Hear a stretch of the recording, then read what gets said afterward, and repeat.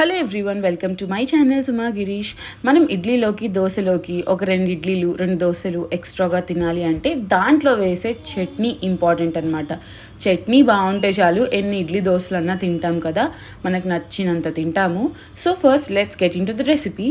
ముందు ఒక బాండీలో పచ్చిమిర్చి తీసుకోవాలి. తర్వాత తెల్లుల్లిపాయలు, పొట్టు తీసేసిన తెల్లుల్లిపాయలు ఒక 4-5 వేసుకోవాలన్నమాట. ఒక 1 స్పూన్ లేదా 2 స్పూన్స్ ఆయిల్ వేసుకొని పచ్చిమిర్చి దూరగా వేపుకోవాలి తెల్లుల్లిపాయలతో పాటు. పచ్చిమిరపకాయలు తుంచి వేసుకుంటే బెటర్, కానీ నేను ఎప్పుడు ఇలానే వేస్తాను. తుంచి వేసుకుంటే మీద చిందకుండా ఉంటుంది. మీడియం ఫ్లేమ్లో పెట్టుకొని పచ్చిమిరపకాయలు తెల్లుల్లిపాయలు వేపుకుంటే దూరగా వేగుతాయి, మాడకుండా ఉంటుంది. సో వేగిన తర్వాత మిక్సీ జార్లోకి షిఫ్ట్ చేసుకోవాలి. నెక్స్ట్ అదే బాండీలో ఆయిల్ ఏం వేయకుండా ఉన్న ఆయిల్లోనే వేరుశనగపప్పు వేపుకోవాలి.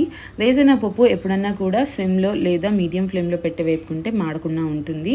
ఒకవేళ వేరుశనగపప్పు మాడిపోయాయంటే చట్నీ టేస్ట్ కూడా మారిపోతుంది అనమాట.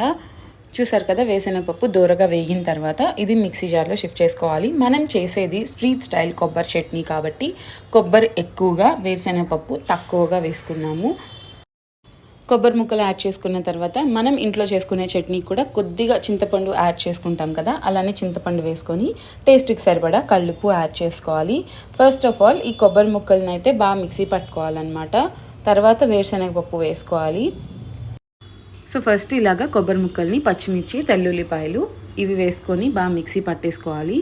ఆ తర్వాత వేరుశనగపప్పు యాడ్ చేసుకోవాలి. ఇలా మెత్తగా మిక్సీ పట్టేసేయాలన్నమాట. ఇప్పుడు వేరుశనగపప్పు యాడ్ చేసుకోవాలి. వేరుశనగపప్పు యాడ్ చేసుకున్న తర్వాత వాటర్ ఏం పోయకుండా నార్మల్గా మిక్సీ పట్టేసుకోవాలి. తర్వాత కొద్దిగా వాటర్ యాడ్ చేసుకుంటూ మనకు కావాల్సిన కన్సిస్టెన్సీలో చట్నీ వేసుకోవాలి. కొబ్బరి చట్నీ కొంచెం గట్టిగా ఉంటేనే టేస్ట్ చాలా బాగుంటుంది.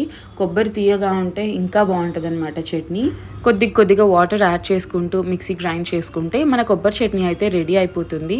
దీనికి కావాలి అంటే పోపు కూడా వేసుకోవచ్చు, నేనైతే వేయలేదనమాట. కానీ టేస్ట్ చాలా బాగుంది, ఎగ్జాక్ట్గా స్ట్రీట్ స్టైల్ వచ్చింది. మీరు ట్రై చేసి ఎలా ఉందో కామెంట్ చేయండి. Please subscribe to my channel Suma Girish.